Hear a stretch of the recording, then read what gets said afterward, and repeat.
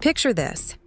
You're standing outside your own brother's book launch party, watching through cafe windows as your entire family celebrates his literary debut while pretending you don't exist.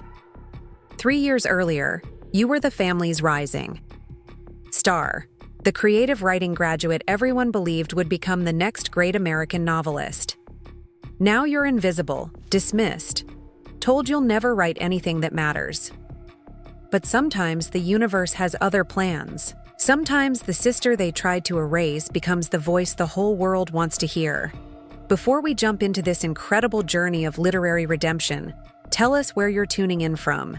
And if this story touches you, make sure you're subscribed, because tomorrow I've saved something extra special for you. My name is Sarah Thompson, and I want to tell you about the night my family decided I wasn't worth celebrating anymore.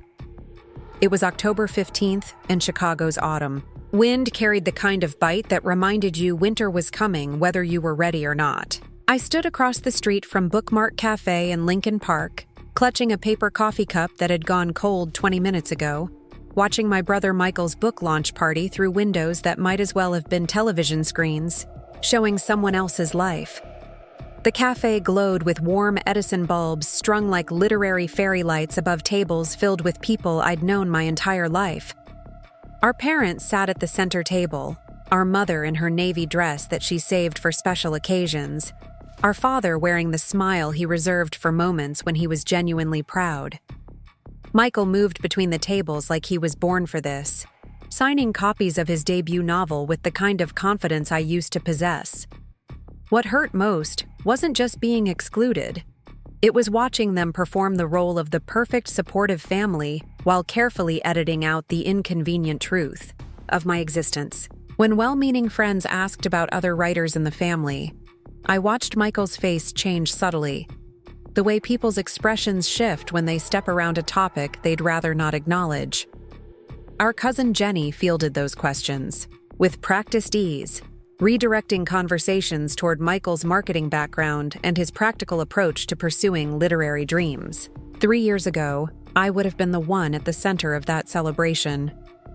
3 years ago, I was Sarah Thompson, Northwestern University creative writing graduate, summa cum laude, editor of the literary magazine, winner of the undergraduate fiction prize that came with a $1,000 check, and the promise that my future was bright and limitless. Our parents threw a barbecue that summer in their Evanston backyard, inviting neighbors and relatives to celebrate their daughter who was going to be a real author. I remember our father standing by the grill, spatula in one hand and beer in the other, telling anyone who would listen about his talented daughter, "Sarah's got the gift," he'd say with the kind of pride that makes your chest tight with possibility. "Her professors say she writes like someone twice her age. She's working on a novel that's going to change everything." Michael was there too, 18 and fresh out of high school, asking endless questions about my writing process, begging to read my short stories, genuinely fascinated by the creative world I inhabited. The neighborhood gathered around our picnic table that evening, passing plates of corn on the cob and listening to me read from a short story that had just won a regional contest. Mrs. Patterson from next door leaned forward with her hands clasped, hanging on every word. Even Michael sat mesmerized, and afterward he pulled me aside to say he wanted to try writing too, that maybe creativity ran in the Thompson family genes. Those were the days when my parents would ask about my novel every Sunday dinner, when my mother would save newspaper clippings about young authors breaking into the industry, when our father would introduce me to his coworkers as my daughter, the writer. The future felt inevitable then, a straight line from graduation to publication to the kind of literary success that would make our family name synonymous with storytelling excellence. But the publishing world doesn't operate on straight lines, and dreams don't follow graduation timelines. The novel I'd promised to finish by Christmas stretched into the following spring, then summer, then became a collection of false starts and abandoned chapters that multiplied like evidence of my failure. Query letters to agents came back with form rejections that grew more painful with each iteration. Literary journals returned my short stories with notes that felt increasingly impersonal. The distance didn't announce itself with dramatic confrontations or heated arguments. It crept in quietly, like disappointment settling into the spaces where enthusiasm used to live. At first, family dinners still included questions about my writing, but the tone shifted from eager anticipation to polite obligation.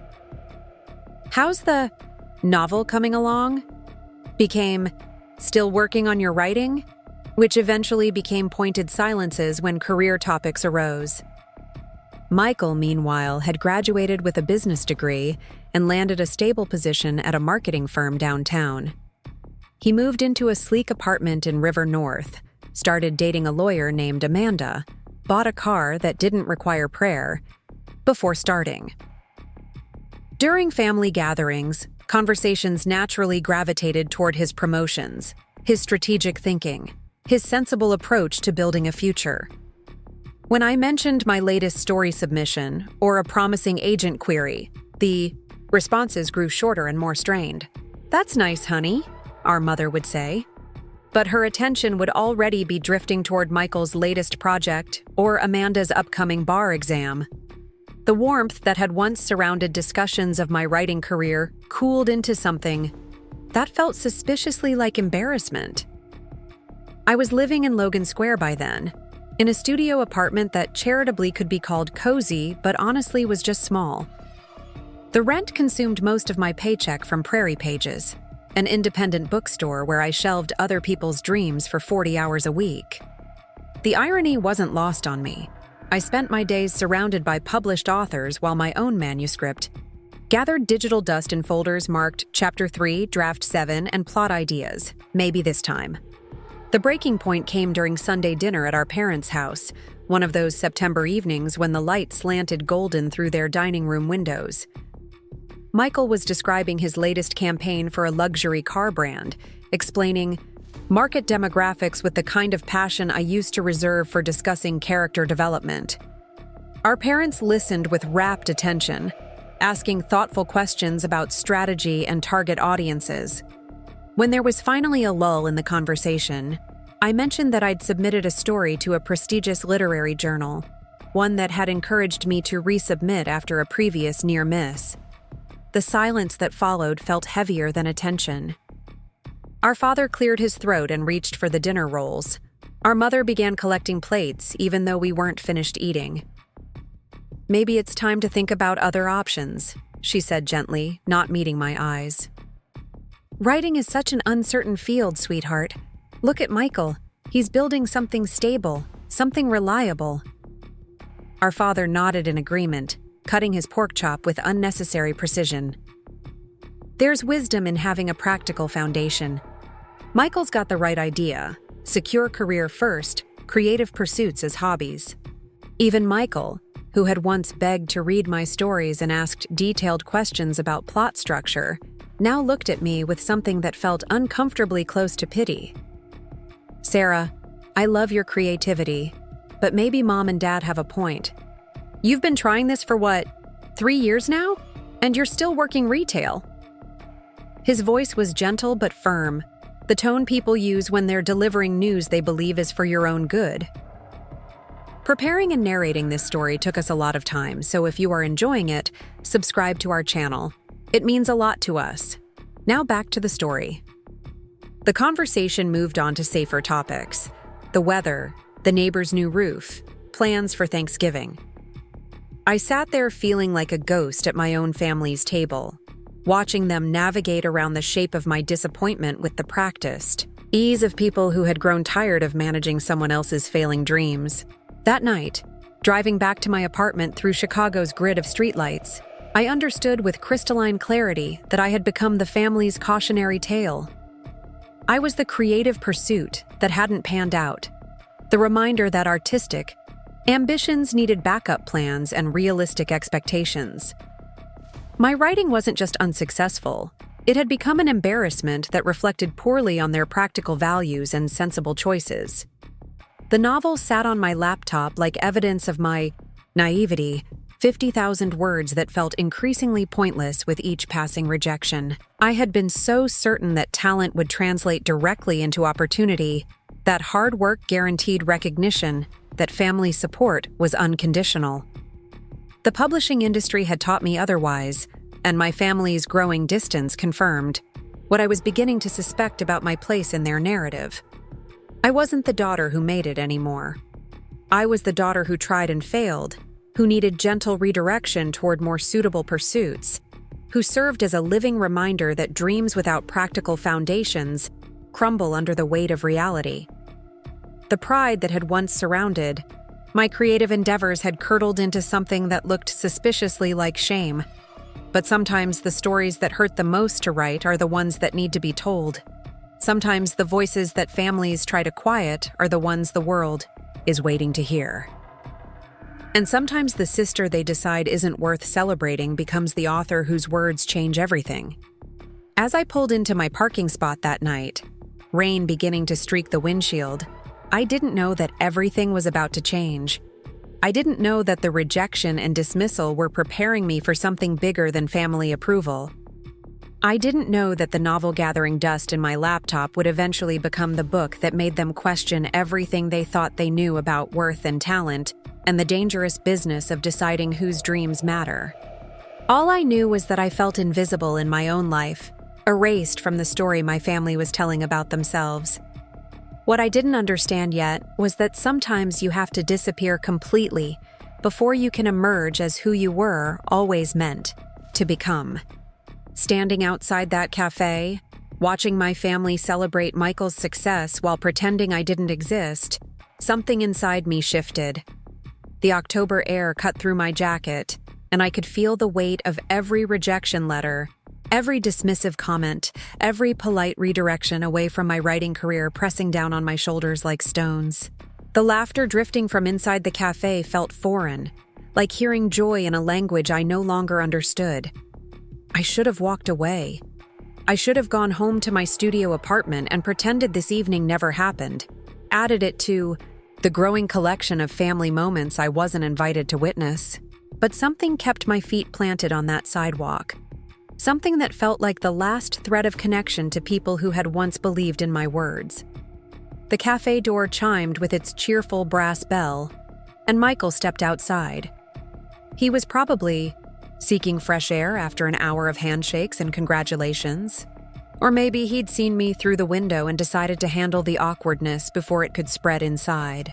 He spotted me immediately, his expression cycling through surprise, recognition, and something that looked uncomfortably like resignation. He crossed the street with purposeful strides, hands buried deep in the pockets of his charcoal wool coat. The coat was new, I noticed, probably bought specifically for occasions like this. Everything about Michael had become polished over the past few years, from his professionally styled hair to his carefully curated social media presence. He looked like someone who belonged at literary events, someone whose success felt inevitable, rather than surprising. "Sarah," he said when he reached me, his voice carrying the careful neutrality of someone who had rehearsed this conversation in his head. "You shouldn't be here." The words hit differently than I'd expected. Not angry, not cruel, just matter of fact. Like explaining that the library was closed or that parking meters required quarters. A simple statement of reality that somehow hurt more than outright hostility would have. "I just wanted to congratulate you," I replied, though we both understood it was more complicated than that. "Your book looks beautiful. The launch seems really successful."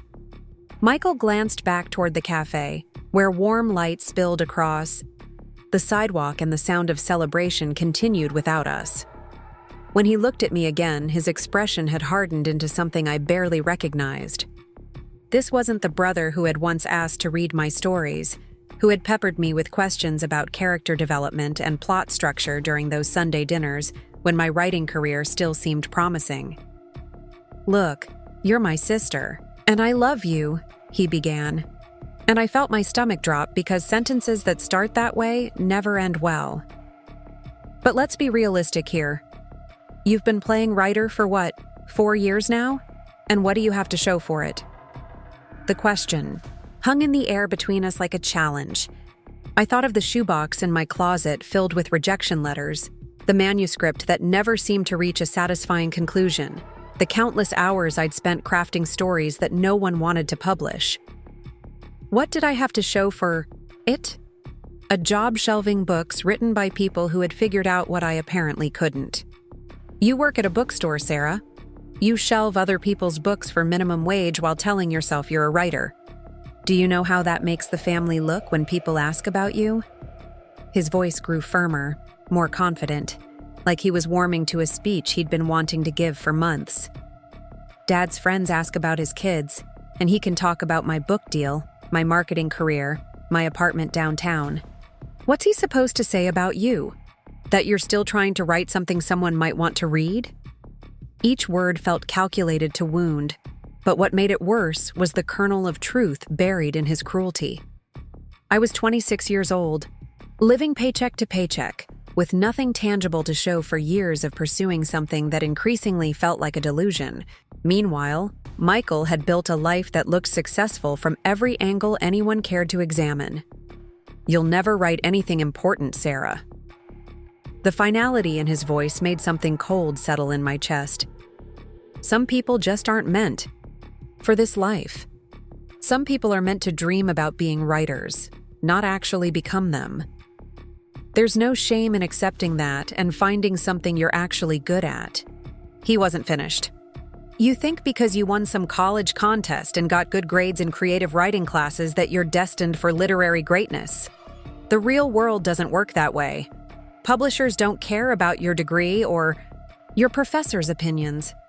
They care about books that sell, stories that matter to real people, not the pretentious literary fiction you keep trying to write. I stood there, absorbing his words like physical blows, feeling each one settle into the spaces where my confidence used to live. This was my brother, the person who had once admired my creativity, who had believed in my talent before anyone else did. If he couldn't see value in my writing, if he thought I was deluding myself about my abilities, maybe everyone else was right to be embarrassed by my continued attempts at literary success. The family's tired of pretending this is going to work out, Michael continued, his voice softer now but no less devastating. Every time someone asks about you, we have to make excuses or change the subject. Do you know how exhausting it is to keep defending someone who won't help themselves? That phrase hit me like ice water. They weren't just dismissing my dreams. They were actively protecting themselves from the embarrassment of my failure. I had become a liability to their reputation, a source of awkward conversations they needed to navigate around. Tonight is important for me, Michael said, glancing back toward the cafe where our family waited. This is my moment, and I need it to go smoothly. I can't have you here complicating things with whatever this is. He gestured vaguely at my presence, like I was a problem to be solved rather than a person with feelings. I understand, I managed to say, though my voice came out smaller than I intended. I'll go. Good, he said, and there was relief in his tone that cut deeper than anger would have. Look, Sarah, I'm not trying to be cruel. I'm trying to help you face reality. Find something you're actually good at. Stop embarrassing yourself and us with this writing thing that's never going to happen. He turned and walked back toward the cafe without waiting for my response, his shoulders already relaxing as he approached the warm light and celebration inside. I watched him disappear through the door, watched him immediately transform back into the successful author surrounded by family pride and community support. I drove home through Chicago's late-night streets in a fog of humiliation and hurt that felt dense enough to touch. Michael's words echoed in my head with the persistence of truth, or what sounded like truth when you were vulnerable enough to believe it. Maybe I was deluding myself. Maybe 4 years of rejection letters were trying to tell me something I was too stubborn to hear. My studio apartment felt especially small that night, cramped with the evidence of dreams that seemed increasingly naive.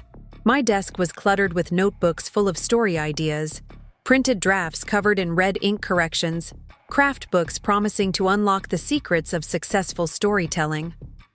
The manuscript for my novel sat prominently on my laptop desktop, 57,000 words that suddenly felt like elaborate evidence of my self-deception. I couldn't sleep. Michael's voice kept replaying, each phrase sharpening with repetition. "You'll never write anything important. Some people just aren't meant for this life. The family's tired of pretending this is going to work out." Around 2 in the morning, I found myself scrolling mindlessly through social media, seeking distraction from thoughts that felt too heavy to carry alone. That's when I saw it. A Facebook post from our cousin Jenny, tagged with half our extended family. It was a group photo from Michael's launch party. Everyone gathered around him with the kind of joy that makes celebration look effortless. Our parents beamed on either side of him. Our aunts and uncles raised champagne glasses, and Michael held his book like a trophy he'd rightfully earned. The caption read, "Family stronger than ever. So proud of our rising literary star." But it was the comment thread that made my hands shake as I read. Someone I didn't recognize had written, "Doesn't Sarah write too? I thought there were 2 writers in the Thompson family." Jenny's response appeared almost immediately, as if she'd been waiting for exactly this question. "Oh, you didn't hear? Sarah never really made it as a writer. She's been trying for years with nothing to show for it. Kind of embarrassing, actually. She works at a bookstore now and still talks about being an author someday. We don't really bring it up anymore. Best to focus on Michael's real success instead." I stared at the screen until the words blurred, reading Jenny's response over and over like studying a foreign language I couldn't quite translate.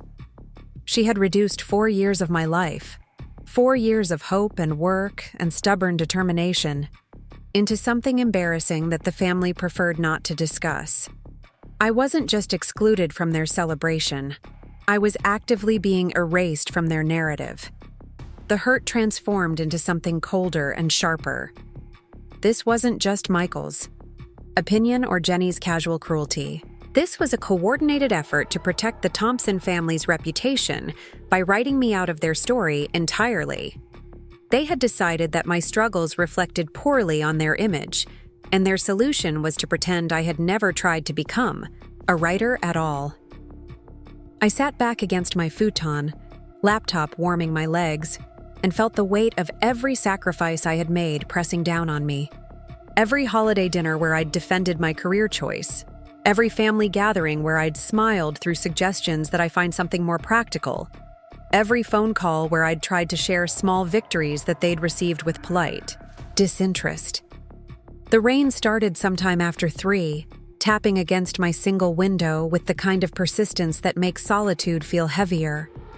I thought about Michael's confidence at the launch party, how easily he'd moved through conversations about his writing process and future projects. He had what I'd been chasing for years, not just publication, but the respect and pride of people who mattered to him. What hurt most wasn't the exclusion itself, but the realization that it wasn't personal disappointment driving their behavior. It was calculated image management. They weren't worried about my feelings or my future. They were worried about how my failure made them look to friends and neighbors and distant relatives who might ask uncomfortable questions about the Thompson daughter who hadn't quite worked out as planned. I opened my laptop and stared at the novel I'd been struggling to finish for 2 years.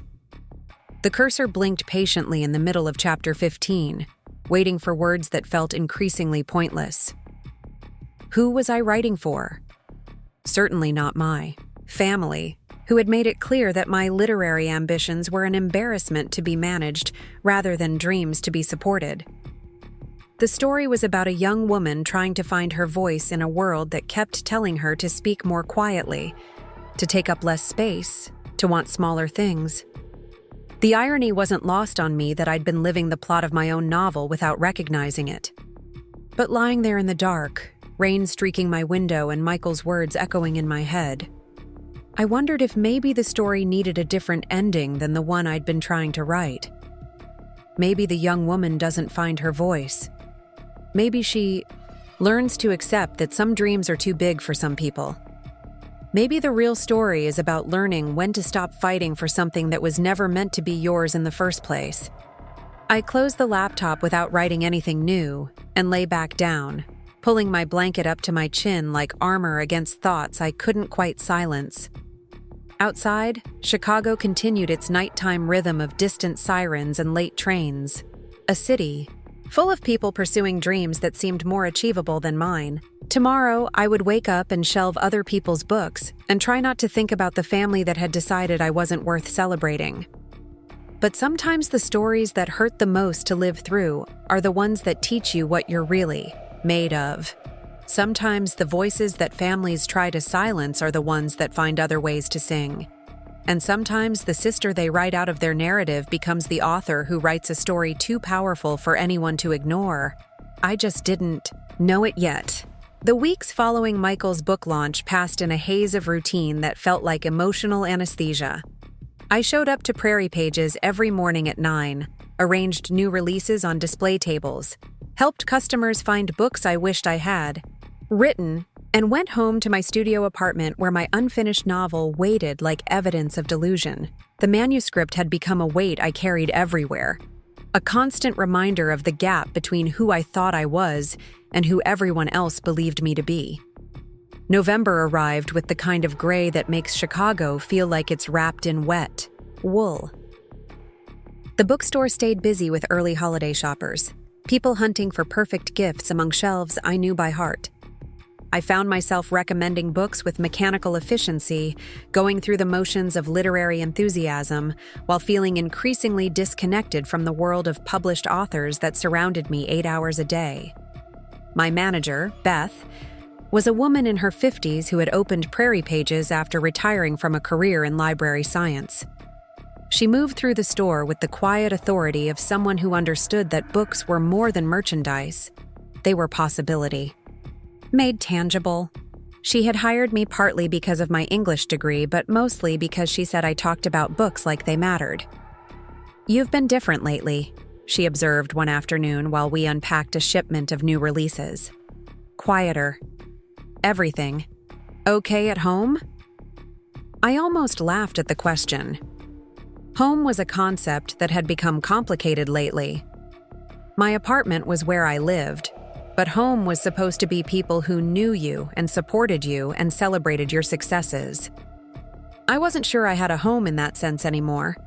"Just tired," I told her, which was true enough. I was tired of hoping, tired of writing query letters that would join the growing stack of polite rejections, tired of pretending my writing career was a temporary setback rather than an extended exercise in self-deception. Beth studied me with the kind of attention that made me want to change the subject. "You know, when I first opened this place, everyone told me it was financial suicide. Independent bookstores were dying, online retailers were taking over.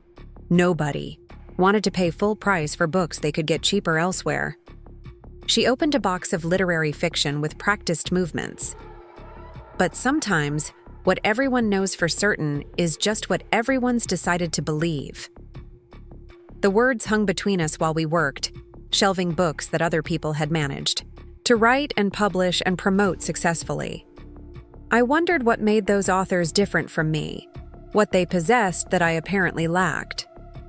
Talent seemed like too simple an answer. I'd read plenty of published novels that didn't strike me as particularly brilliant. Maybe it was persistence, or luck, or connections, or some combination of factors I hadn't figured out how to acquire. That evening, I walked home through streets that glittered with early holiday decorations, past coffee shops filled with people who looked like they knew where they were going and what they wanted to accomplish. My apartment building sat on a corner where two residential streets met, a 3-story brick structure that had probably been elegant in 1920, but now just looked tired. Climbing the stairs to my second-floor studio, I could hear Mrs. Chen practicing violin in the apartment below mine, the same Vivaldi piece she'd been working on for months. The repetition was oddly comforting. Someone else struggling to master something difficult, returning to it day after day despite imperfection. My apartment felt especially small after 8 hours surrounded by thousands of books. But it was mine, and it was quiet, and it contained the accumulated evidence of 4 years spent trying to become something I might never be. I made tea and settled at my desk, opening my laptop more from habit than hope. The novel stared back at me, cursor blinking in the middle of a sentence I'd started 3 days ago and abandoned when the words stopped flowing. The story was about family expectations and creative dreams and the courage required to define your own worth, themes that felt increasingly personal and painful to explore. Instead of writing, I found myself cleaning. Not productive procrastination, just the mindless activity of someone who needed to move her hands while her brain processed things too complicated for conscious thought. I organized my small closet, wiped down surfaces that were already clean, and eventually found myself reorganizing the storage space under my bed. That's where I discovered the manila folder. It was wedged behind a shoebox of college memorabilia, buried under extra bedding and forgotten art supplies. The folder was thick with papers I'd apparently deemed important enough to keep, but not important enough to remember.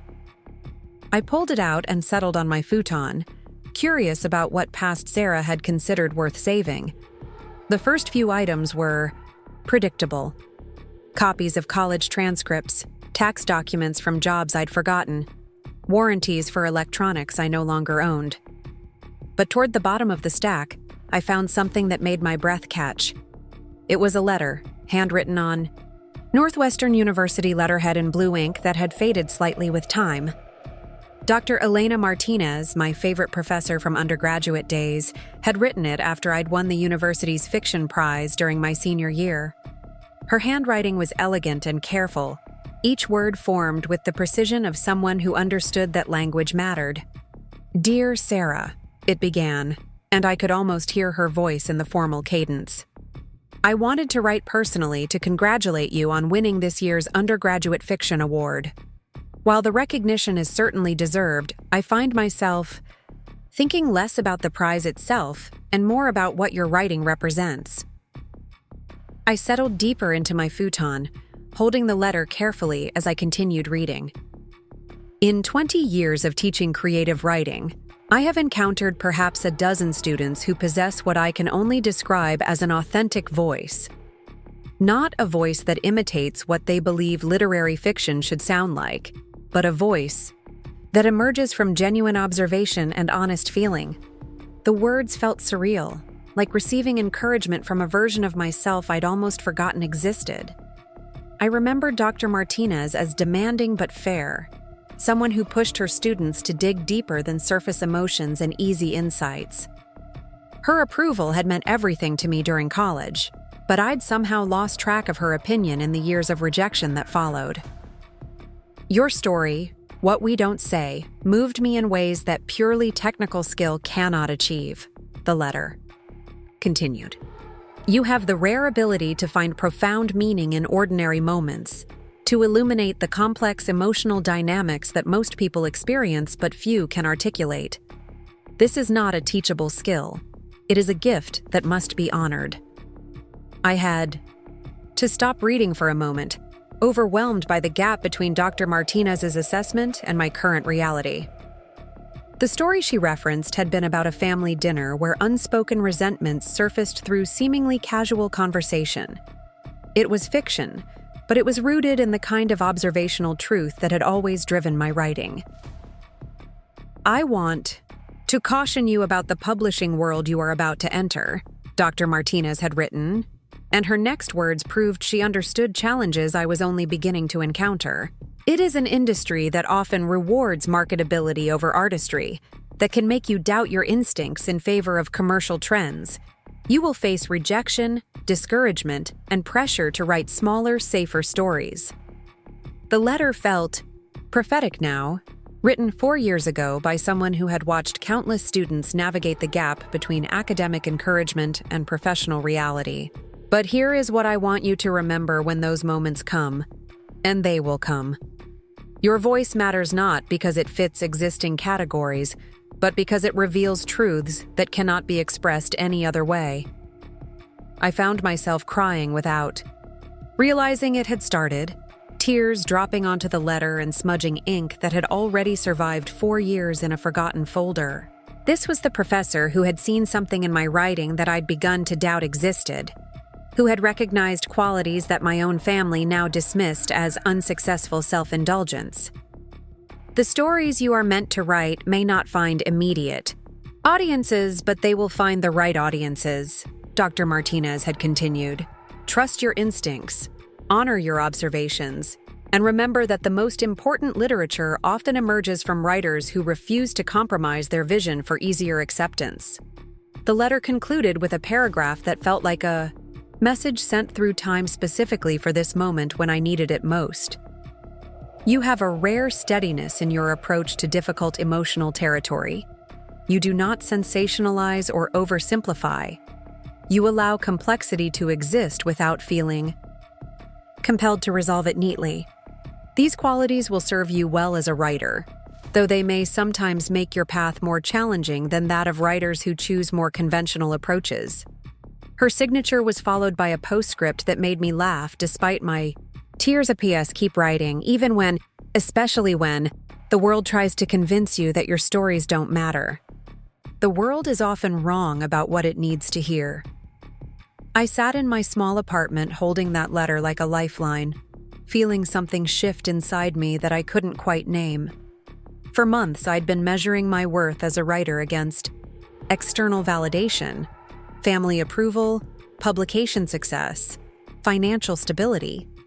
But Dr. Martinez's words reminded me of why I'd started writing in the first place, not for recognition or approval, but because I had stories that needed to be told. The novel waiting on my laptop suddenly felt different. Not like evidence of failure, but like unfinished business that deserved my attention. The themes I'd been exploring, family dynamics, creative dreams, the courage to define your own worth, weren't just personal therapy disguised as fiction. They were observations about human experience that might resonate with other people navigating similar struggles.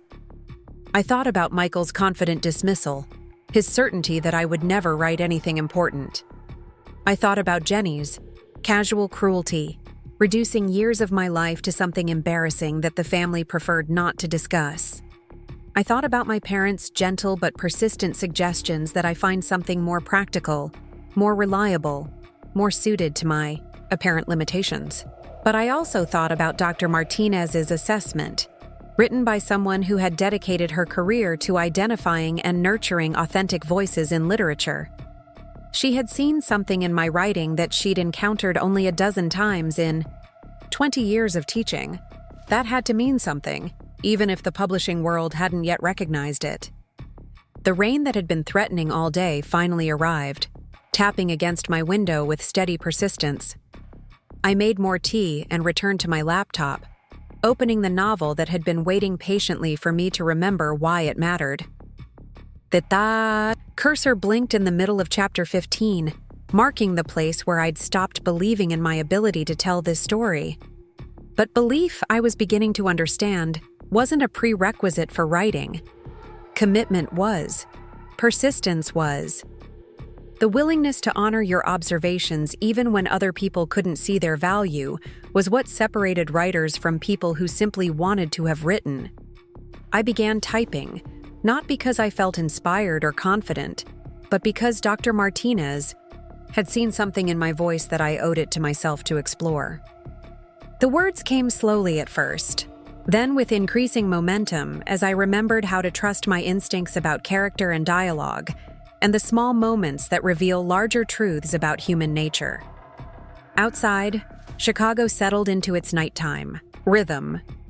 But I kept writing, driven by something deeper than ambition or family approval. I was writing because I had stories that needed to be told, observations that might matter to someone else struggling with similar questions about worth and belonging, and the courage required to define your own success. The family that had decided I wasn't worth celebrating would eventually learn that their opinion was just one voice in a much larger conversation. But that night, alone in my studio apartment with rain streaming down the windows, I was finally ready to trust my own voice above all others. I just didn't know yet that someone else was about to offer me the opportunity to find out what that voice could accomplish when it finally found the right audience. December arrived with the kind of cold that makes you question your life choices. The sort of bitter Chicago winter that seeps through wool coats and settles in your bones like a permanent chill. I had been writing steadily since rediscovering Dr. Martinez's letter, working on my novel before and after shifts at Prairie Pages with the kind of determined focus that felt different from my previous attempts. This wasn't desperate hope or naive optimism. It was something steadier, more sustainable. The morning everything changed started like any other. I arrived at the bookstore early to help Beth prepare for the holiday rush, arranging gift displays and updating the staff recommendation shelf. The familiar routine of organizing books had become oddly comforting, a way to stay connected to the literary world even when my own writing felt like shouting into an empty room. Around 10:30, the phone rang. Beth was helping a customer find books for her book club, so I answered with my standard greeting, expecting someone to ask about store hours or whether we had a particular title in stock. Prairie Pages, this is Sarah. How can I help you? Is this Sarah Thompson? The voice was warm but unfamiliar, with the slight breathiness of someone who was nervous about making an important call. Yes, this is Sarah. I wedged the phone between my shoulder and ear while continuing to straighten the poetry section, half listening as I expected this to be about a special order or a reading group inquiry. Sarah, this is Mrs. Patterson. I don't know if you remember me. I lived next door to your family when you were growing up. I stopped moving entirely. Mrs. Patterson had been our neighbor for 15 years, the kind of woman who always had fresh cookies cooling on her kitchen counter, and who treated other people's children like extensions of her own family. She had moved to Florida 3 years ago after her husband passed away, and I hadn't spoken to her since the going-away party our families had thrown in her backyard. Mrs. Patterson, of course I remember you. How are you? How's Florida treating you? Oh, honey, it's lovely down here, but that's not why I'm calling. Her voice carried the careful tone of someone who had rehearsed this conversation in her head. I hope you don't mind me tracking you down at work. I got the number from your mother when I called to congratulate the family about Michael's book. My stomach clenched. Even Mrs. Patterson, calling from another state, had heard about Michael's literary success. Of course she had. It was probably the first thing my parents mentioned when old friends checked in with family updates. That's wonderful about Michael, I managed to say, though the words tasted like chalk. The family's very proud. Yes, well, that's actually why I'm calling, dear. Mrs. Patterson's voice grew softer, more careful. I talked to your mother for quite a while, and she mentioned the wonderful celebration they had for Michael's book launch. It sounded like such a lovely event. I waited, sensing there was more she wanted to say but wasn't sure how to approach it. Sarah, honey, I've known your family for so many years. I remember when you were just 8 years old sitting on my porch reading chapter books that most kids your age couldn't even pronounce. You always had your nose in a book, always asking questions about stories and characters. Her voice grew warmer with the memory. And later, when you were in high school and college, your parents were so proud of your writing. Your mother used to show me your stories, the ones that won contests and got published in your school magazine. The past tense of her observations hit me like a small knife to the chest. Had been proud. Used to show. As if my writing was something that belonged to childhood, outgrown and left behind like tricycles and training wheels. I just wanted to ask, Mrs. Patterson continued, her voice becoming almost tentative. Are you still writing, dear? Your mother didn't mention anything about your current projects when we talked, and I was curious.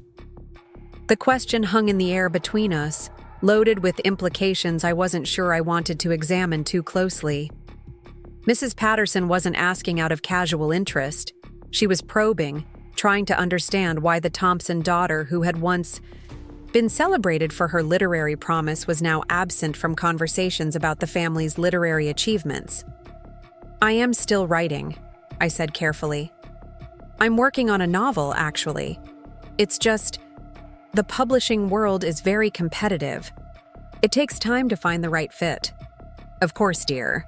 I imagine it's quite challenging. There was a pause, and I could almost hear her choosing her words carefully.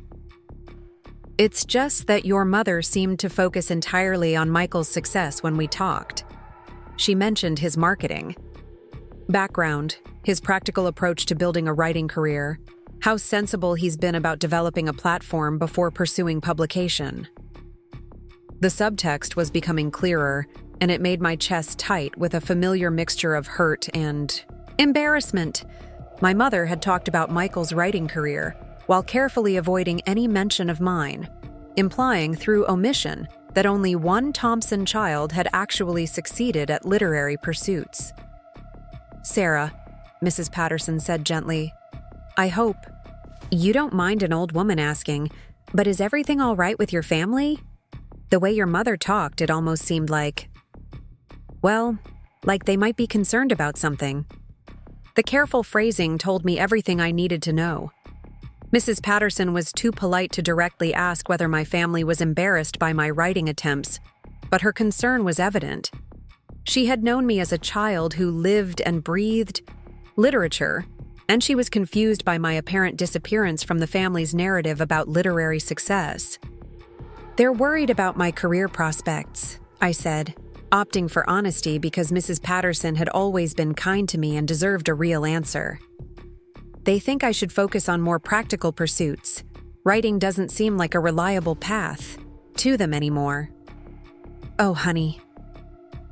Her voice carried such genuine sympathy that I felt tears starting behind my eyes. "That must be so difficult for you. I remember how passionate you were about storytelling, how naturally it seemed to come to you." Mrs. Patterson was quiet for a moment, and I could hear what sounded like a television or radio playing softly in the background. The distant sound of her life in Florida, where she was probably sitting in a sunny kitchen, very different from the gray Chicago morning I was experiencing. "You know," she said finally, "I hope this doesn't sound presumptuous, but I think there might be more to this situation than career concerns." "What do you mean?" "Well, dear, when I talked to your mother, she mentioned something about your father receiving recognition from the city council, some sort of community leadership award. She was very excited about it, said there would be a big ceremony, lots of publicity for the family." I felt something cold settle in my stomach. My father was receiving a public award, which meant photo opportunities and newspaper coverage and carefully crafted narratives about the successful Thompson family. The timing of my exclusion from Michael's book launch was starting to make more sense. "They didn't want any complications, dear," Mrs. Patterson continued, her voice barely above a whisper. "That's what your mother said when I asked why you weren't at Michael's launch party. She said they wanted to keep things simple, keep the focus on positive family achievements." The euphemism hit me like a slap. Complications. I had become a complication in my family's public image, a detail that needed to be managed rather than celebrated. My ongoing struggles with publication weren't just disappointing to them, they were potentially embarrassing, something that might tarnish the narrative of Thompson family success that they wanted to present to their community. "I probably shouldn't have said anything," Mrs. Patterson added quickly. I remember the little girl who used to tell me stories about the characters in her books, like they were real people she knew. I hated the idea that you might think nobody believed in your writing anymore." "Thank you for calling," I managed to say, though my voice came out strained. "It means a lot to hear from you." "Keep writing, Sarah. Some stories take longer to find their audience, but that doesn't mean they aren't worth telling." After we hung up, I stood in the poetry section, holding the phone until the dial tone became unbearable. Beth was still helping her customer, oblivious to the conversation that had just restructured my understanding of my family's behavior over the past year. I wasn't just the daughter whose writing career hadn't panned out. I was the daughter whose public struggles might reflect poorly on the family's reputation during a time when they needed to present a flawless image of success and achievement. My exclusion from Michael's launch party wasn't about hurt feelings or career disappointment. It was about optics, about controlling the narrative, about ensuring that nothing could compromise the carefully curated story they were telling about themselves. The hurt transformed into something sharper and more focused. This wasn't personal disappointment or tough love designed to help me accept reality. This was calculated image management, a deliberate decision to write me out of their story because my struggles didn't fit the picture they wanted to project. I thought about all the family gatherings I'd attended over the past 2 years, the subtle but persistent suggestions that I consider other career paths, the way conversations were redirected whenever anyone asked about my writing. It hadn't been concern for my well-being. It had been preparation for exactly this moment, when they would need to present a version of the Thompson family that didn't include uncomfortable questions about why one daughter had succeeded, while the other continued to struggle. The rest of my shift passed in a haze of mechanized customer service and bitter clarity. I helped people find books, processed returns, and restocked shelves while processing the realization that my family's love came with conditions I hadn't fully understood. They would support me as long as my dreams aligned with their image, but when my struggles became inconvenient, I would be quietly edited out of their narrative. That evening, I walked home through streets that sparkled with holiday lights, past shop windows filled with gift displays and restaurants crowded with people celebrating the season. Everything looked festive and welcoming, but I felt like I was moving through it all behind glass, separated from the warmth and belonging that seemed so accessible to everyone else. My apartment felt especially quiet after the day's revelations, but for the first time in months, the solitude didn't feel oppressive. It felt clarifying. I wasn't fighting for inclusion in a family that had already decided I was dispensable. I was fighting for something much more important: the right to define my own worth independent of their approval. I opened my laptop and looked at the novel that had been growing steadily over the past few weeks. The call came on a Tuesday morning, in January, when Chicago had settled into that peculiar post-holiday bleakness that makes you wonder if spring is a collective delusion. I was opening Prairie Pages, going through the familiar ritual of turning on lights and starting the coffee machine, when my phone buzzed with a number I didn't recognize. The 847 area code was local, but these days, most unknown calls were either spam or people looking for books we didn't carry. I almost let it go to voicemail. Almost. But something about the persistence of the ring, or maybe just the caffeine-deprived impulse to break the morning silence, made me answer. Prairie Pages, this is Sarah. Sarah Thompson? The voice was crisp, professional, with the kind of confidence that suggested the caller was used to being taken seriously. This is Dr. Elena Martinez from Northwestern University. I nearly dropped the phone. Dr. Martinez had been my favorite professor during college, the woman whose letter I'd rediscovered in that manila folder, whose words about authentic voice and literary courage had helped me find my way back to writing with purpose. I hadn't spoken to her in over 2 years, not since I'd stopped updating her on my post-graduation progress, because the updates had become increasingly embarrassing. Dr. Martinez, I managed, setting down the stack of books I'd been carrying. This is such a surprise. How did you get this number? I hope you don't mind me tracking you down at work. I called your parents' house, and your mother mentioned you were working at an independent bookstore in Logan Square. There was warmth in her voice, but also something that sounded like determination. Sarah, I've been thinking about you quite a bit lately, and I wanted to reach out about an opportunity that might interest you. My heart started beating faster.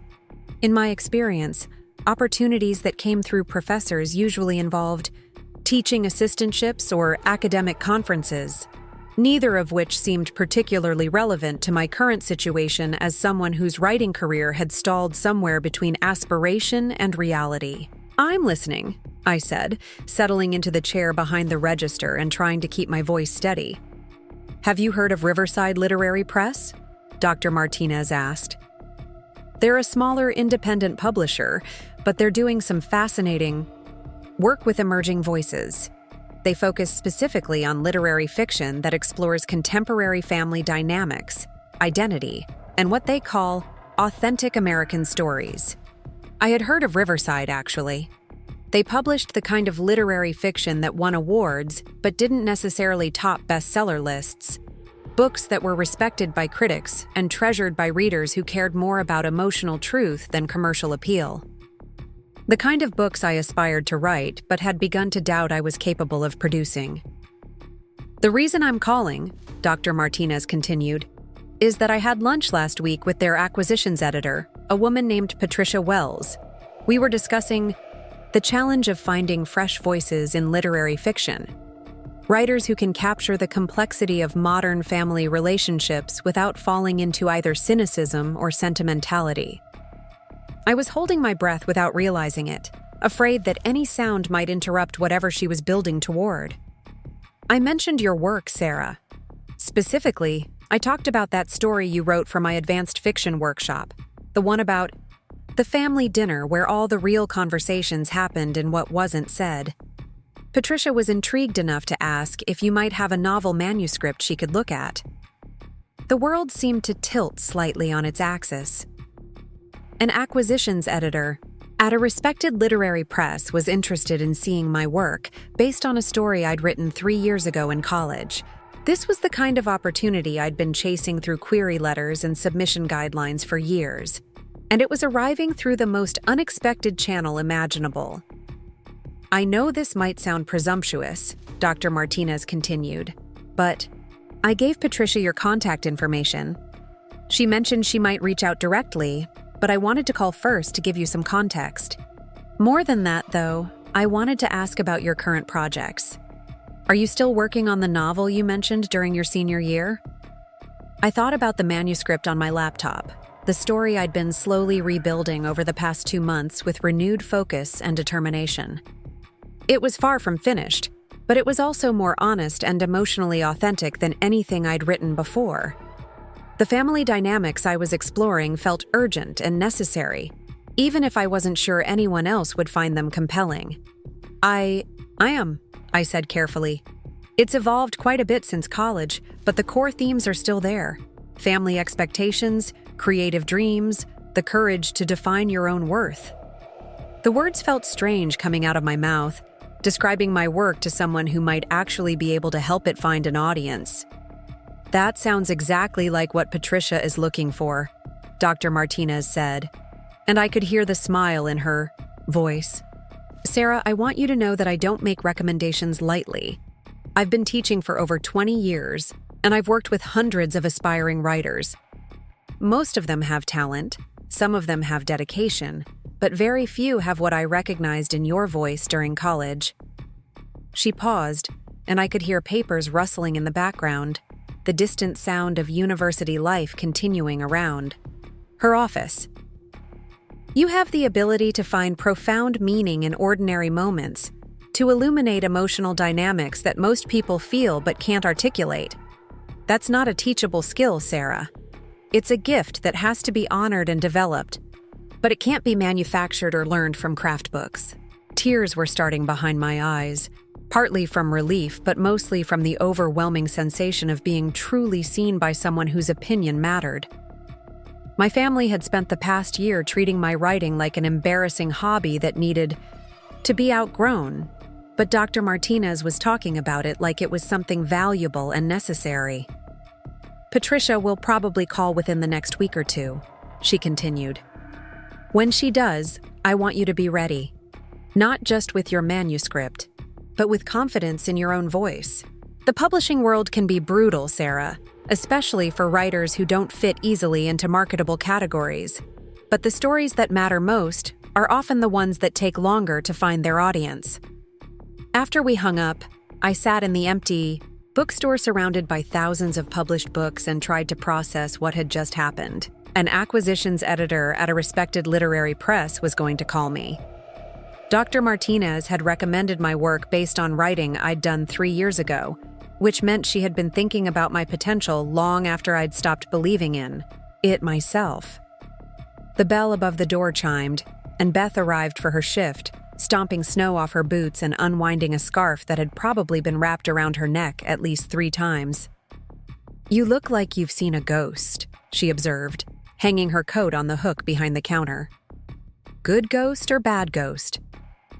"Potentially very good ghost," I said, and found myself smiling for the first time in weeks. I think I might have just gotten the opportunity I've been waiting for. Beth raised an eyebrow but didn't press for details, which was one of the things I appreciated about her. She understood that some news needed time to settle before it could be shared. Some possibilities were too fragile to examine too closely until they became more solid. The next 10 days passed with the peculiar combination of heightened awareness and forced normalcy that comes with waiting for something important to happen. I continued working at the bookstore, but every phone call made my heart race. I kept writing, but now the novel felt different, weighted with potential rather than futility. I didn't tell my family about Dr. Martinez's call or the possibility of interest from Riverside Literary Press. The conversation with Mrs. Patterson had made it clear that my writing was something they preferred not to discuss, and I was learning that some dreams needed to be protected from people who might inadvertently damage them with their skepticism or concern. Patricia Wells called on a Thursday afternoon when the bookstore was busy with customers browsing our Valentine's Day display. I almost missed the call entirely, but something about the timing felt significant enough that I stepped into the back office to answer. "Sarah Thompson, this is Patricia Wells from Riverside Literary Press. Dr. Martinez suggested I reach out to you about your novel manuscript." Her voice was warm but businesslike, the tone of someone who made these kinds of calls regularly but still took them seriously. I could hear the faint sound of an office environment in the background, phones ringing and conversations happening at professional volumes. "Dr. Martinez mentioned that you're working on a literary novel about family, dynamics, and creative dreams. That's exactly the kind of authentic voice we're looking for at Riverside. Would you be interested in submitting your manuscript for consideration?" The question was so direct, so free of the elaborate submission guidelines and query letter, requirements I'd grown accustomed to, that it took me a moment to respond. "I would be very interested," I managed. "The novel isn't completely finished yet, but I have about 80,000 words, and I know exactly where the story is going." "That's perfect," Patricia said. "We often work with authors on manuscripts that are nearly complete. The advantage is that we can provide editorial guidance during the final stages rather than after the book is already finished. Would you be comfortable sending what you have so far?" We discussed logistics, file formats, submission timelines, the kinds of editorial feedback I might expect if they decided to move forward. Patricia was professional but encouraging, treating my work like it was already worth serious consideration, rather than just another unsolicited manuscript in a pile of hopeful submissions. "One more thing," she added before we hung up. "Dr. Martinez spoke very highly of your voice and your potential. She doesn't make recommendations lightly, so we're genuinely excited to see what you're working on. Don't feel pressured to rush the submission, but don't wait too long either. Sometimes timing matters as much as quality in this business." That evening, I sat in my apartment reading through the manuscript I'd been building steadily for the past 3 months. The story had evolved far beyond my original conception, becoming something more complex and emotionally honest than I'd thought I was capable of writing. It was about a young woman named Claire, who watches her family celebrate her brother's achievements while systematically erasing her own attempts at creative success. But it was also about resilience, about the courage to define your own worth when the people closest to you can't see your value. The parallels to my own life were obvious but not overwhelming.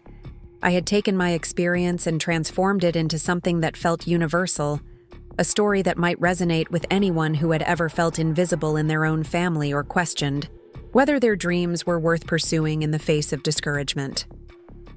I spent the next week polishing chapters, tightening dialogue, and making sure the emotional arc felt authentic and earned. This wasn't the desperate revision of someone trying to force a story into commercial viability. It was the careful craftsmanship of someone who believed in what she was creating. The morning I sent the manuscript to Patricia Wells, I felt something I hadn't experienced in years, genuine hope tempered by realistic expectations. This might not lead to publication, but it was a real opportunity being taken seriously by people who understood literature. Whatever happened next, I had honored Dr. Martinez's faith in my voice and given my best work a chance to find its audience. I didn't tell my family about the submission. This wasn't secrecy born from fear of their disappointment, but protection of something too important to risk being diminished by their well-meaning skepticism. If Riverside decided to publish my novel, my family would learn about it eventually. If they didn't, no one needed to know that I had come close to something significant. Either way, I was finally writing for the right reasons, not to prove anything. To people who had already decided what I was capable of, but because I had stories that needed to be told and the patience to tell them properly. The family that had written me out of their narrative would eventually learn that their opinion was just one voice in a much larger conversation about worth and talent and the dangerous business of deciding whose dreams deserve support. But now I was content to wait and write and trust that good work would eventually find its way to the people who could recognize its value.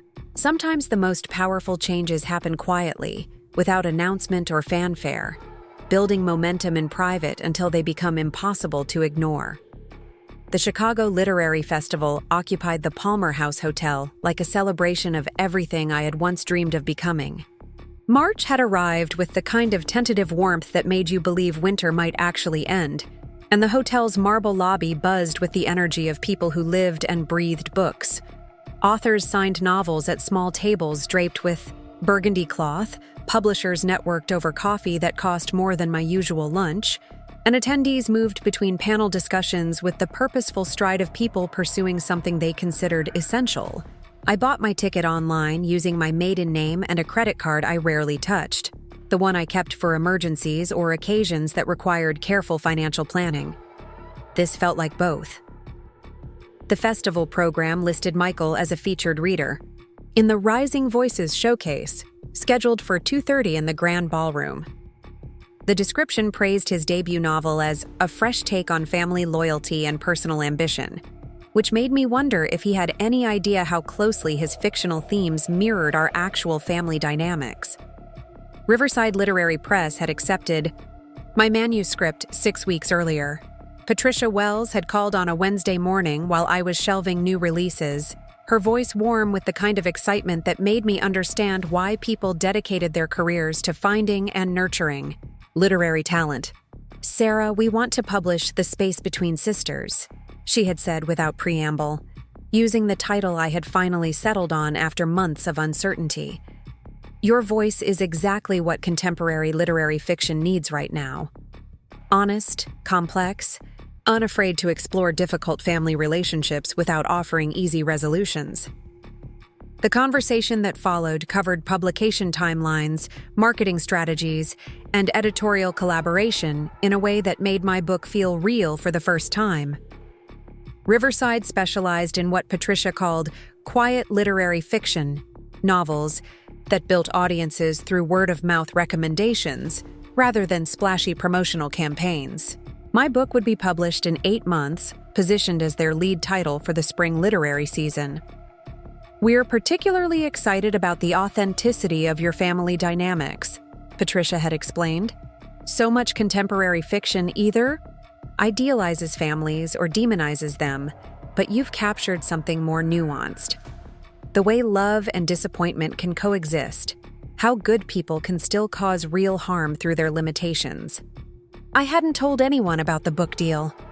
Not my co-workers at Prairie Pages, not Mrs. Patterson, who had called to check on me after the holidays, and certainly not my family, who had made it clear that my writing aspirations were an embarrassment, to be managed rather than dreams to be celebrated.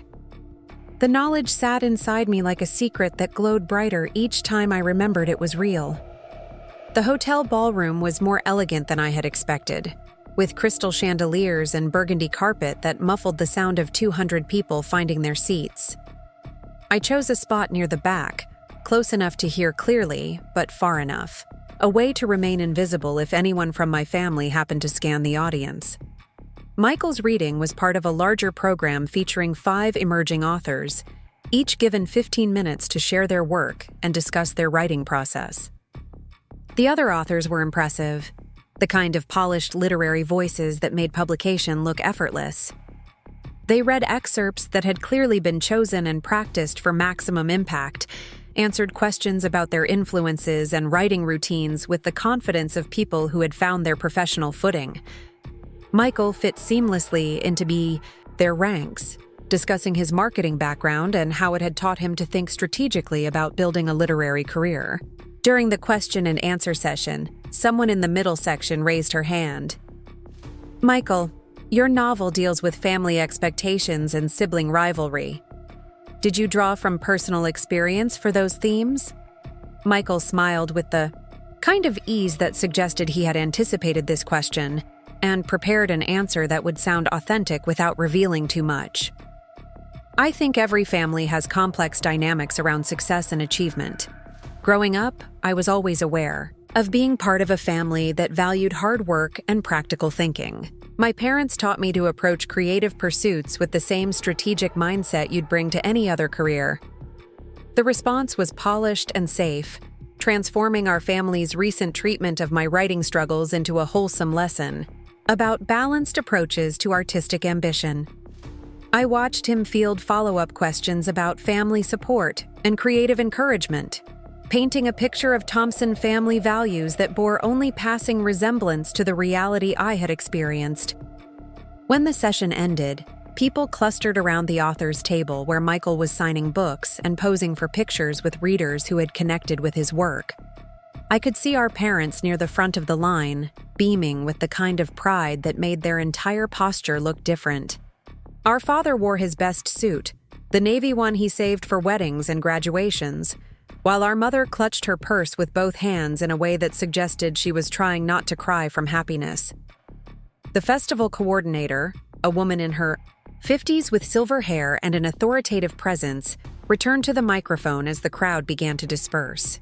"Before we break for the afternoon workshops," she announced, "I have some exciting news to share about one of Chicago's own literary voices." I was already standing to leave when her next words stopped me completely. Sarah Thompson's debut novel, The Space Between Sisters, has just been selected as the lead title for Riverside Literary Press's spring catalog. The book explores the complex dynamics of family loyalty and creative ambition, with what our early reviewers are calling devastating honesty and remarkable emotional intelligence. The silence that followed felt absolute. 200 people turned in their seats, scanning the ballroom for someone they had never heard of, but who was apparently significant enough to merit this unexpected announcement. I remained frozen, near my back row seat, heart hammering against my ribs while my brain struggled to process what was happening. "Sarah, are you here today?" The coordinator continued, shading her eyes against the stage lights as she peered into the audience. "We'd love for you to say a few words about your upcoming publication." The walk down the center aisle felt like it lasted hours, though it probably took less than a minute. I was aware of faces turning to track my movement, of murmured conversations, as people tried to place me in their understanding of the literary event they had come to attend. Most significantly, I was aware of my family's expressions as I passed their row. Confusion shifting to recognition shifting to something that might have been shock. At the podium, the stage lights were warm and surprisingly comforting. I adjusted the microphone with hands that had somehow stopped shaking and looked out at an audience that was giving me their complete attention. "Thank you," I said, and was relieved to hear that my voice carried clearly through the sound system. It's an honor to be here today, surrounded by people who understand that literature has the power to illuminate truths we might otherwise struggle to articulate. I spoke briefly about The Space Between Sisters, describing it as a novel about the courage required to define your own worth when the people closest to you can't recognize your value. I talked about the importance of authentic voices in contemporary fiction, about stories that emerge when writers stop trying to please external expectations and start honoring their own observations about human nature.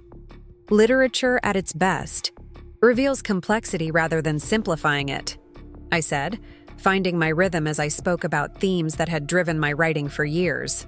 The most meaningful stories often come from writers who are willing to explore uncomfortable truths about love and loyalty, about how good people can still cause real damage through their limitations and fears. The applause was immediate and sustained. As I left the stage, people approached with congratulations and questions about the publication timeline. Several mentioned that they were looking forward to reading a book that sounded like it tackled family dynamics with honesty rather than sentimentality.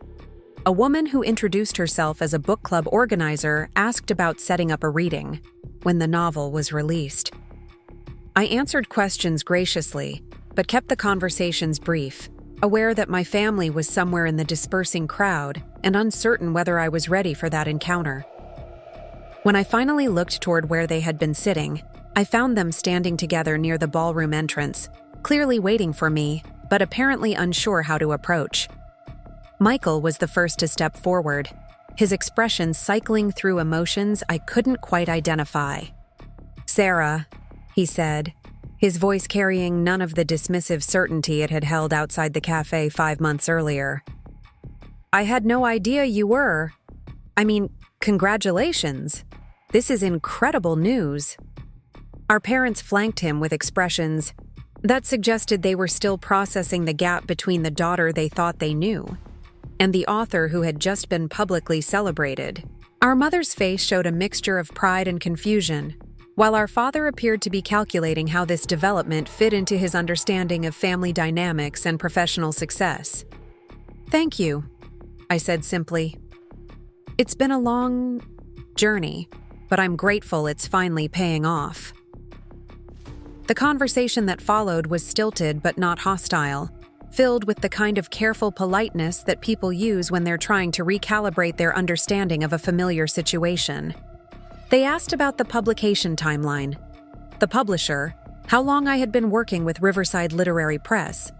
I answered honestly, but without elaboration, treating their questions as requests for information rather than invitations to discuss the emotional complexity of what had transpired between us. "We should celebrate," our mother said finally, her voice carrying the tentative hopefulness of someone who wasn't sure whether reconciliation was possible or welcome. "This is wonderful news for the whole family." I looked at them standing together in the hotel lobby, 3 people who had spent months carefully managing their embarrassment about my writing career, who had excluded me from celebrations and rewritten family narratives to avoid acknowledging my continued literary ambitions. They looked genuinely surprised by my success, as if the possibility that I might actually achieve something significant had never seriously occurred to them. "I appreciate that," I said gently, "but I think I need some time to process all of this. It's been a big day." I left them in the lobby and walked out into the Chicago afternoon, where spring was asserting itself through tree buds and the kind of light that made the city look hopeful rather than merely functional. The lake wind carried scents that reminded me why I had chosen to build my life here, in a place where literature mattered and independent voices could find audiences willing to listen. 3 months later, I was organizing new releases at Prairie Pages, when the morning news played on the small television Beth kept behind the register for slow periods. The anchor was discussing local authors making national impact, and I heard my name before I saw the book cover displayed on screen. Chicago writer Sarah Thompson's debut novel, The Space Between Sisters, is being called a breakthrough work of contemporary literary fiction, the anchor said while holding up a copy of my book. The novel explores family dynamics with what critics are describing as rare emotional honesty, and it's already being recommended by book clubs across the country. The anchor continued reading from what appeared to be a prepared segment about local literary talent, but I stopped listening after she quoted directly from my novel. Thompson writes, "Love doesn't guarantee understanding, and family doesn't guarantee acceptance. Sometimes the people who should celebrate your dreams are the ones who need you to dream smaller so they can feel bigger. The observation captures the complex emotional territory that makes this novel so compelling for readers navigating their own family relationships. Beth looked up from her inventory spreadsheet and smiled. Sounds like someone's becoming famous. My phone buzzed with a text message from our mother. Sarah, honey, I just saw the news segment about your book. We need to talk. All of us need to talk. Could you come to dinner Sunday? We have a lot to discuss. I looked at the message for a long moment, then deleted it without responding. Some conversations needed to happen on my timeline rather than theirs, when I was ready to navigate the complicated territory of forgiveness and boundaries, rather than when they decided it was convenient to acknowledge my success. Instead, I returned to shelving books written by authors who had figured out how to honor their own voices despite external pressure to write smaller, safer stories. My novel was finding its audience, building the kind of word-of-mouth momentum that Patricia had predicted would sustain literary fiction better than any promotional campaign. The family that had tried to erase me from their narrative was learning that success doesn't require permission from people who can't recognize your worth. Sometimes the daughter they decide isn't worth celebrating becomes the voice that changes everything, not through revenge or confrontation, but through the quiet persistence of good work that speaks for itself. The Palmer House Hotel had hosted countless literary events over its storied history, but walking into that marble lobby on a crisp March afternoon felt like entering a world I had only dreamed of belonging to. Authors clustered around small tables signing books, their faces confident with the particular satisfaction that comes from having your words bound and distributed to strangers who choose to spend money on your thoughts. Publishers moved through, the crowd with purposeful energy, and readers carried tote bags heavy with new acquisitions, their expressions bright with the anticipation of undiscovered stories waiting to be consumed. I had purchased my ticket to the Chicago Literary Festival under my full name, Sarah Elizabeth Thompson, using the credit card I typically reserved for genuine emergencies. This felt like one, though not in any way I could have predicted 6 months earlier. The festival program listed Michael as a featured participant in the afternoon showcase titled Rising Voices in Contemporary Fiction, scheduled to read from his debut novel in the Grand Ballroom at 2:30. The irony of that timing was not lost on me. At exactly 2:30, while Michael stood at a podium discussing his literary breakthrough, I would be sitting in the audience as someone whose own breakthrough had remained carefully hidden from the family that should have been celebrating it. Riverside Literary Press had officially accepted The Space Between Sisters 7 weeks earlier, with a publication date set for the following spring and advance praise from reviewers who understood what I had been trying to accomplish. Patricia Wells had called with the news on a Wednesday morning that had started like any other, with me arriving early at Prairie Pages to receive a shipment of new releases. Her voice carried the kind of professional excitement that immediately suggested something significant was about to change. "Sarah, we want to publish your novel," she had said without any preliminary conversation, as if the importance of the message demanded directness. The editorial board was unanimous. Your voice is exactly what contemporary literary fiction needs. Honest. Without being cynical, complex without being pretentious, and emotionally intelligent in a way that feels both rare and essential. The conversation that followed covered contractual details, publication timelines, and marketing strategies with a matter-of-fact professionalism that made my book feel real in a way I had never quite managed to achieve during years of hoping and submitting and receiving rejections. Riverside specialized in what they called authentic literary voices, books that found their audiences through critical recognition and reader recommendations rather than massive promotional budgets. "Your exploration of family dynamics particularly impressed our team," Patricia had explained. "Too much contemporary fiction treats family relationships as either completely dysfunctional or unrealistically harmonious.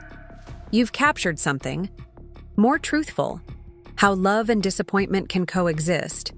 how well-meaning people can still cause genuine damage through their fears and limitations.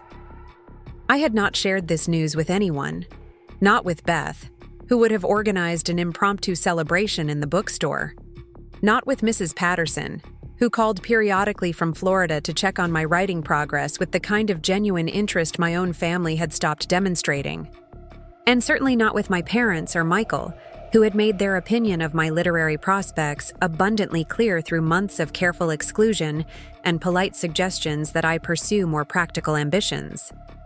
The secrecy felt necessary rather than punitive. Some accomplishments needed to develop in private before they could withstand the scrutiny of people who had already decided what you were capable of achieving. The book deal represented something too important to risk having diminished by well-meaning doubt or surprised attempts at retroactive support from people who had declined to offer encouragement when it might have mattered. The grand ballroom was more impressive than I had anticipated, with soaring ceilings and crystal chandeliers that caught the afternoon light streaming through tall windows. Nearly 300 people had gathered to hear emerging authors discuss their work and writing processes, the kind of audience that took literature seriously enough to spend their weekend afternoon listening to unknown voices rather than established bestsellers.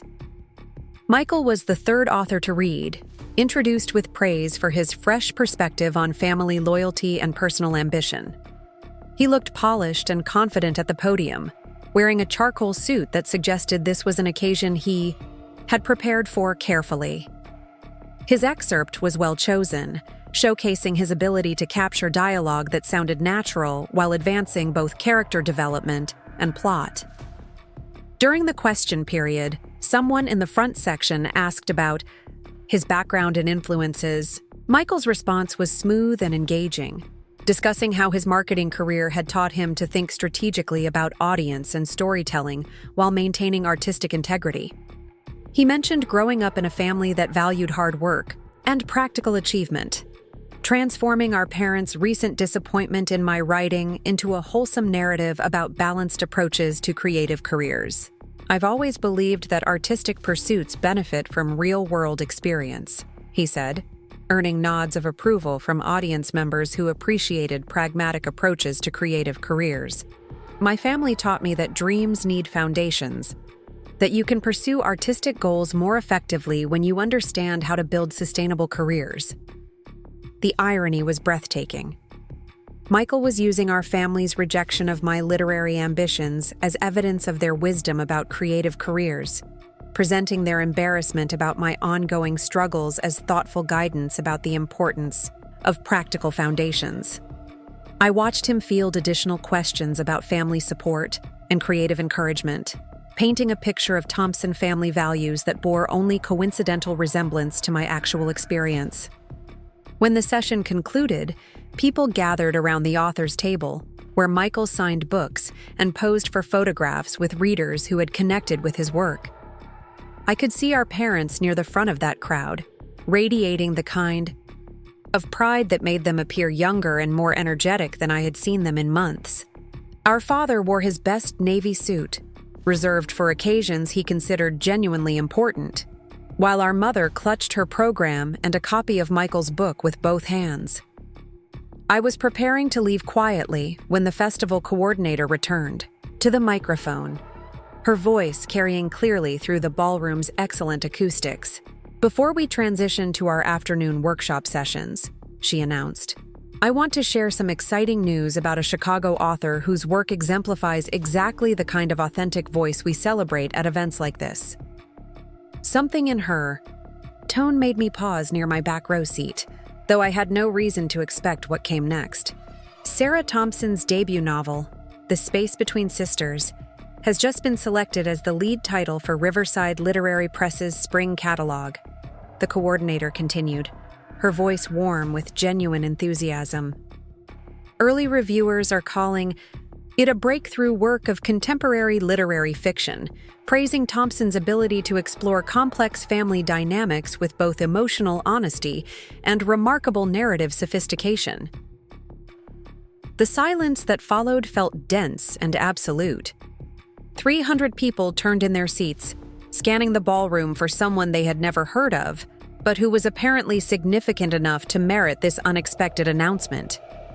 I remained motionless near the back, heart racing while my mind struggled to process the reality of having my private success made suddenly, irrevocably public. "Sarah, are you here today?" the coordinator asked, shielding her eyes against the stage lights as she searched the audience. "We'd love for you to share a few words about your upcoming publication."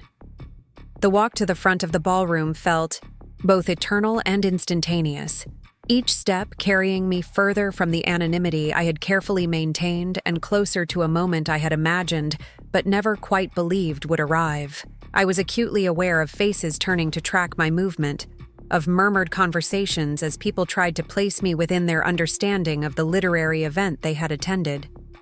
Most significantly, I was aware of my family's expressions as I passed their row, confusion giving way to recognition transforming into something that looked like genuine shock. At the podium, the stage lights were surprisingly warm and welcoming. I adjusted the microphone with hands that had somehow steadied themselves and looked out at an audience that was offering me their complete, curious attention. "Thank you," I said, relieved to discover that my voice carried clearly through the sound system. "It's an honor to be here today, in a room full of people who understand that literature has the power to reveal truths we might otherwise struggle to recognize or articulate." I spoke briefly about The Space Between Sisters, describing it as a novel about the courage required to define your own worth when the people who should support you cannot recognize your value. I discussed the importance of authentic voices in contemporary fiction, particularly stories that emerged when writers stopped trying to satisfy external expectations and started honoring their own observations about human complexity. The most meaningful literature often comes from writers who are willing to explore uncomfortable truths about love and loyalty, I said, finding confidence as I spoke about themes that had driven my work for years. Stories that examine how good people can still cause real harm through their limitations and fears. How family relationships can be simultaneously nurturing and destructive. How the people who claim to love us can sometimes be the ones who need us to remain small, so they can feel secure in their own choices. The applause was immediate and sustained, warmer than I had dared to hope for. As I stepped away from the podium, people approached with congratulations and questions about publication dates. A woman who identified herself as a book club coordinator asked about arranging a reading when the novel was released. Several mentioned that the themes I had described sounded like exactly the kind of honest family portrait they had been hoping to find in contemporary fiction. I answered questions graciously but briefly, aware that my family was somewhere in the dispersing crowd and uncertain whether I was prepared for that inevitable encounter. When I finally located them, they were standing together near the ballroom's main entrance, clearly waiting for me but apparently unsure about how to proceed. Michael stepped forward first, his expression cycling through emotions I had never seen him display before. "Sarah," he said, his voice lacking any trace of the dismissive certainty it had carried during our confrontation outside the cafe months earlier. "I had no idea you were working with a publisher. This is incredible news. Congratulations." Our parents flanked him with faces that suggested they were still processing the disconnect between the daughter they thought they knew and the author who had just been publicly celebrated for work they had never taken seriously. Our mother's expression showed pride complicated by confusion, while our father appeared to be mentally recalculating his understanding of family achievements and professional success. "Thank you," I replied simply, keeping my tone polite but not particularly warm. "It's been a long process, but I'm grateful it's finally coming together." The conversation that followed was careful and stilted, filled with the kind of cautious politeness people use when they realize they have fundamentally misunderstood a familiar situation. They asked about the publisher, the publication timeline, how long I had been working with Riverside Literary Press. I answered honestly but without elaboration, treating their questions as requests for basic information rather than invitations to discuss the emotional complexity of what had transpired between us. "We should celebrate this as a family," our mother said eventually, her voice carrying the tentative hope of someone who was not certain whether reconciliation was possible or welcome. "This is wonderful news for all of us." I looked at the three of them standing together in the hotel lobby. People who had spent the past year carefully managing their embarrassment about my writing career, who had excluded me from celebrations, and rewritten family narratives to avoid acknowledging my continued literary ambitions. They appeared genuinely surprised by my success, as if the possibility that I might actually accomplish something significant in the field they had encouraged me to abandon had never seriously occurred to them. "I appreciate the sentiment," I said gently, "but I think I need some time to process everything that's happened today. It's been quite overwhelming." I left them in the lobby and walked out into the Chicago afternoon, where spring was announcing itself through budding trees and the kind of light that made the city feel hopeful rather than merely functional. The wind off Lake Michigan carried scents that reminded me why I had chosen to build my life here, in a place where literature mattered and independent voices could find audiences willing to listen carefully. 4 months later, I was processing new inventory at Prairie Pages when the local morning news played on the small television Beth kept behind the register for slow business periods. The anchor was discussing Chicago authors making national impact, and I recognized my name before. I saw the familiar cover of my book displayed prominently on screen. Local writer Sarah Thompson's debut novel, The Space Between Sisters, is being hailed as a significant achievement in contemporary literary fiction, the anchor said, holding up a copy with the kind of enthusiasm that suggested genuine rather than obligatory interest.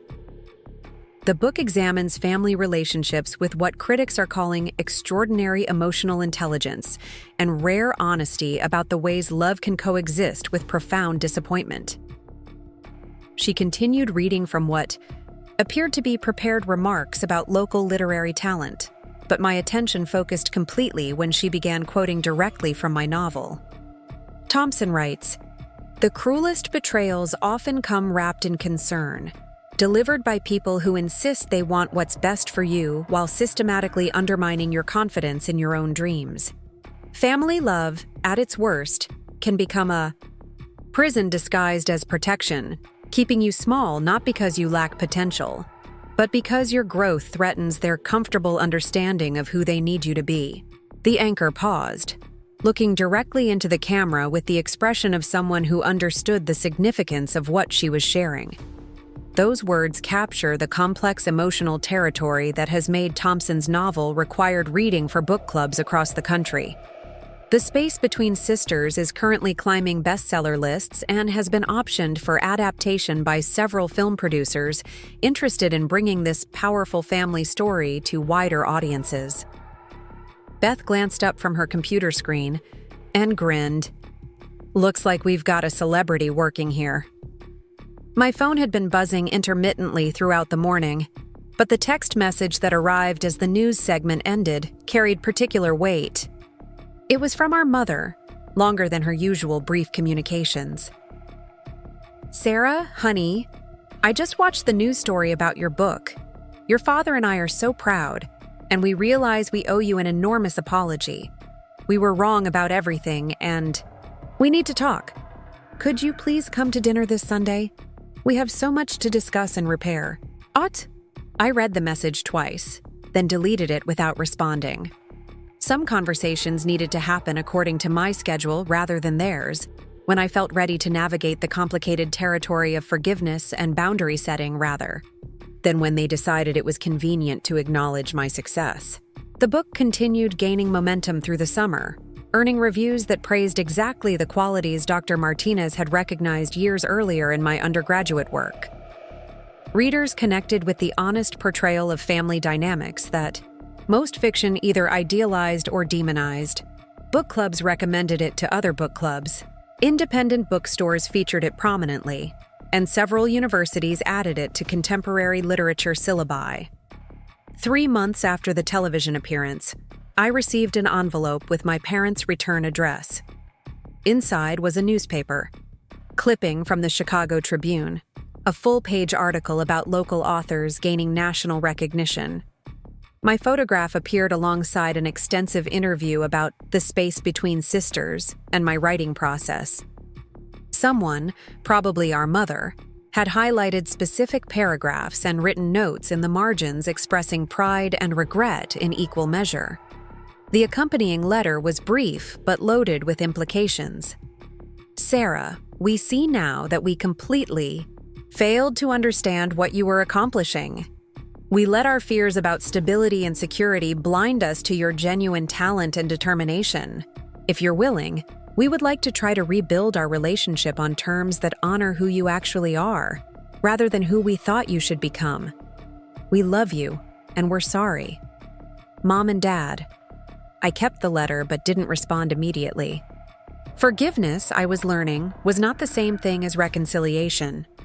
Some relationships could be repaired, but they needed to be rebuilt on foundations of mutual respect, rather than reconstructed versions of previous dynamics that had proven destructive. The family that had tried to erase me from their narrative was slowly realizing that success doesn't require permission from people who cannot recognize potential when it appears in forms they don't expect. Sometimes the daughter they decide isn't worth celebrating becomes the voice that changes everything, not through revenge or dramatic confrontation, but through the steady persistence of authentic work that finds its own audience. My novel continued, climbing bestseller lists, earning recognition from critics who understood that the most powerful literature often emerges from writers willing to explore uncomfortable truths about the people who shape us. The book struck a particular chord with readers who had experienced similar dynamics in their own families, people who recognized themselves in stories about the courage required to define your own worth when those closest to you struggle to see your value. Standing in Prairie Pages surrounded by thousands of books, including several copies of my own novel prominently displayed on the new releases table, I felt something I had never experienced before. Complete confidence in my own voice and its value. The family that had once embarrassed me into silence had inadvertently taught me the most important lesson a writer can learn, that the opinions of people who cannot recognize your potential matter far less than your commitment to honoring the stories only you can tell. Up next, you've got 2 more standout stories right on your screen. If this one hit the mark, you won't want to pass these up. Just click and check them out.